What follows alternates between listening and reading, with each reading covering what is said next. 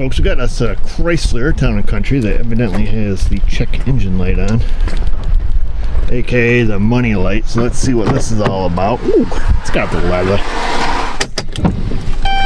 Turn them babies off, I guess.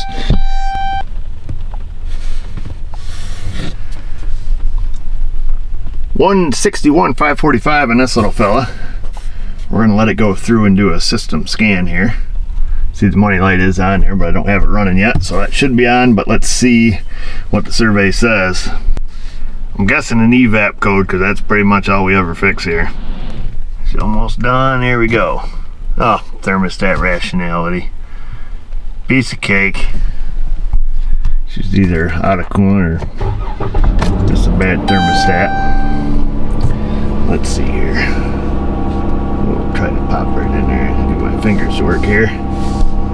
Come on, little fella. We'll pull up some data and we'll take her for a rep. I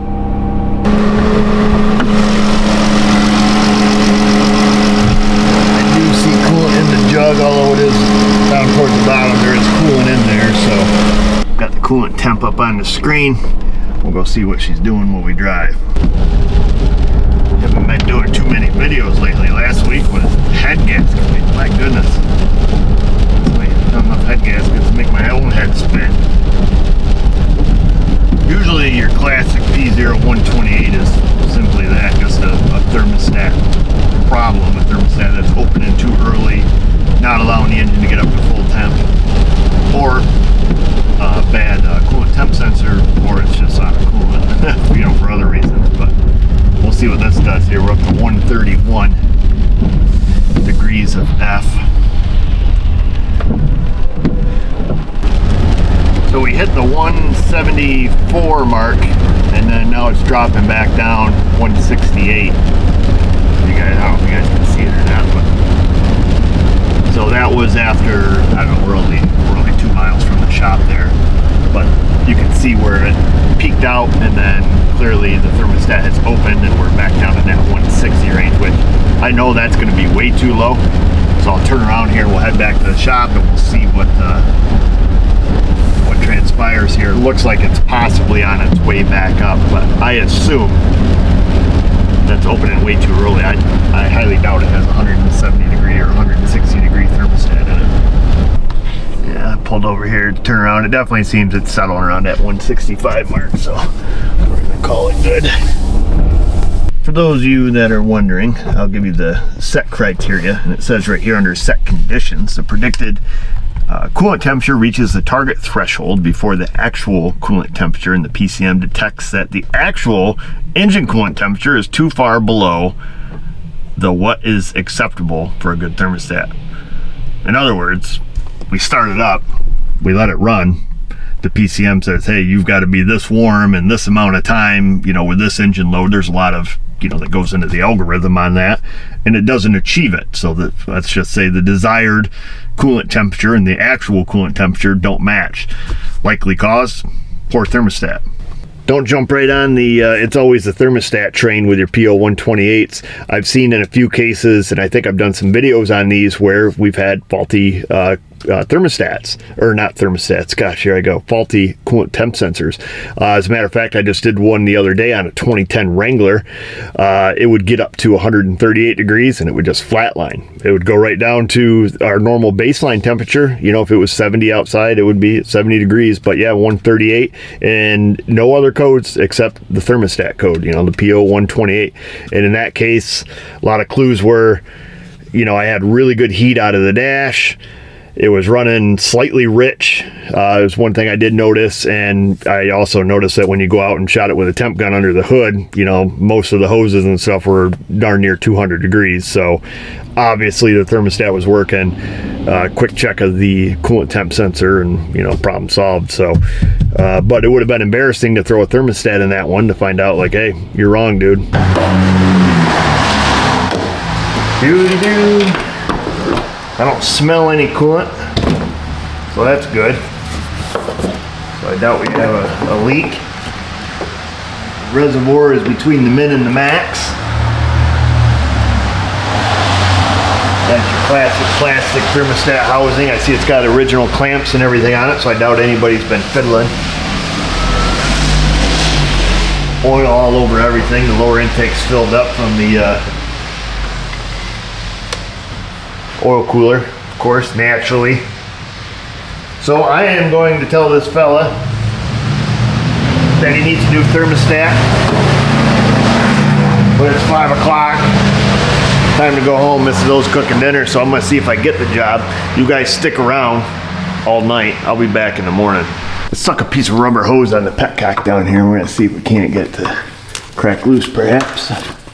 And get most of it into a pan, which would be kind of amazing. So far, nothing. Probably what's gonna happen is the whole petcock's gonna come out and then spill all over. So the whole thing is out and we're hitting the pan. Oh, where do we leave off under here?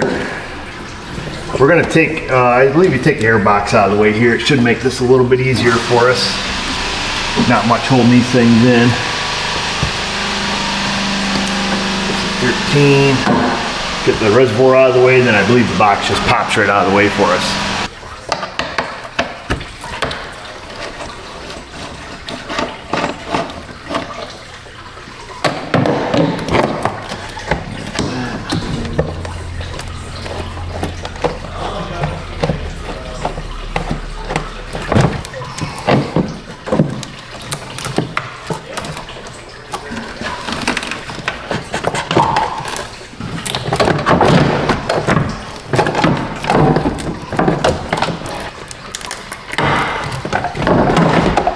There we go. I'm gonna throw a pig mat down here, aka car diaper. Try to keep it from getting on the belt as much as we can. Sometimes these belts with lots of miles on them, they get antifreeze on them, they get kind of squeaky, so we're gonna try to avoid that. Even though we drained it, there's probably still gonna be some residual fluid that comes out of there. Wiggle the clamp off.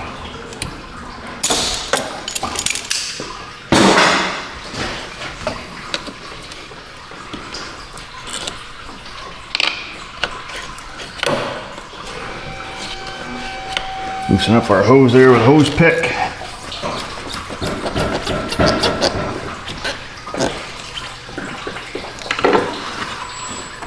Still feels like there's water in there. Good thing we had the diaper there. Okay, it's mostly in the hose, so I'm going to pull the hose back up here and tip it up so it goes down into the radiator. There, I'll just leave this up high. Let that keep draining. Looks like a couple 10 mils. Get that baby off.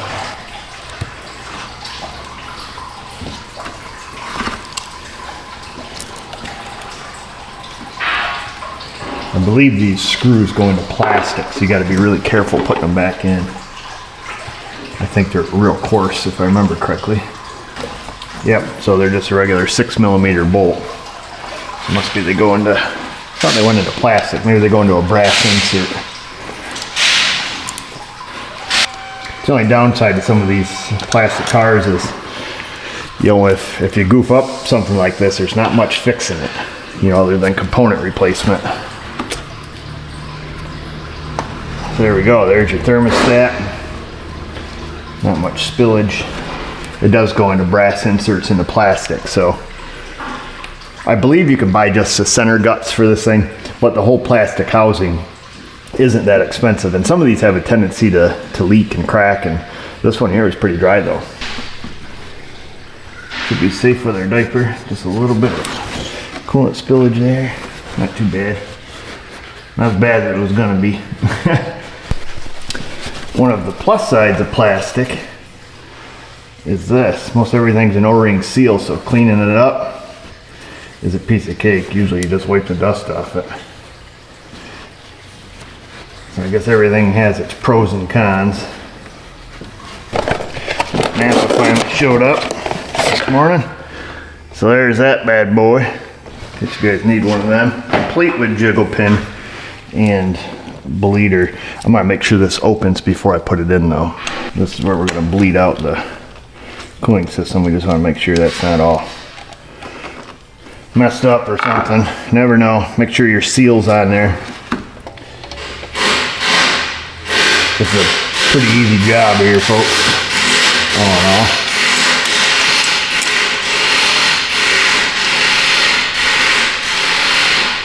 Sounds like Josh is over there giving a no mercy reversey to some bolt.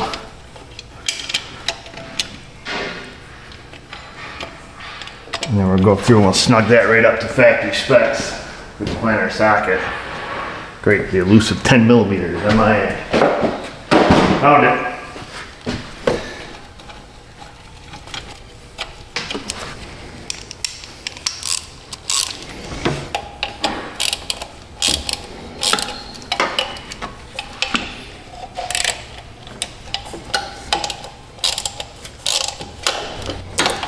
Yeah, don't go crazy with these things, because like I say, they do go into plastic. So just factory specs only on them.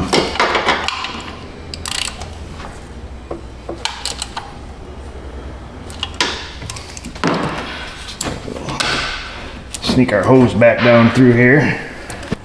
And we'll get our hose clamp pliers.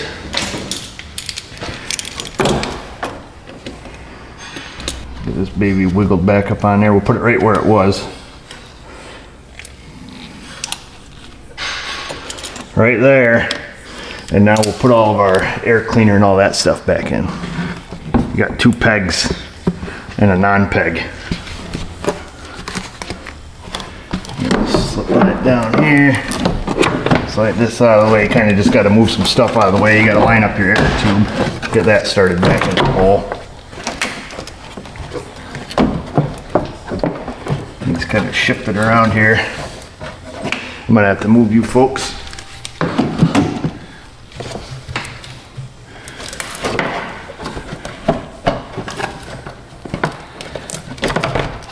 There. It lines up pretty easy. You just got to reach, you can reach down around the front there and you can feel the one peg. Once that lines up, that whole thing just kind of pops right in. Then you get all your other stuff lined up here.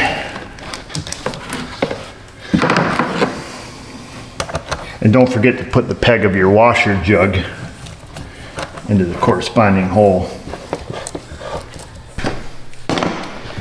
Like I say, make sure you close the petcock. We're going to be using some Mopar, a 5-year coolant of the 50/50 mix.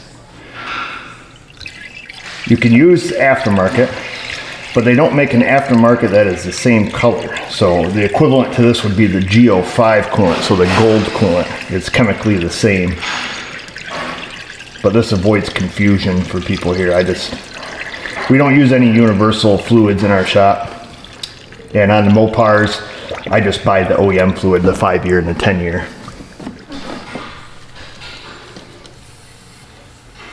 I'm gonna crack our bleeder loose on top of that thermostat housing just a little bit. I heard it hiss. We'll continue to fill it up here. It's kind of in a pretty poor spot because once you achieve level, it sprays it all over the belt. Kind of silly. I just started petering out of that thermostat housing, so I closed. I'm over here pouring I'm getting coolant leaking down in front of the car. My dang jug's got a cut in it. That's another. I go around and collect all the half jugs we have sitting around because we tend to have a lot of those. I'm going to continue to fill it up here, then we'll fill up the overflow.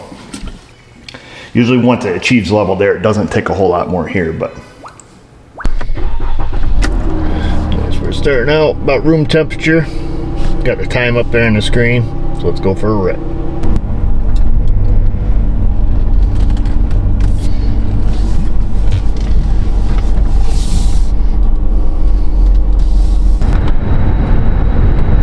About 5 minutes, almost 6 minutes in, I guess, and we're holding pretty steady about that 203 range.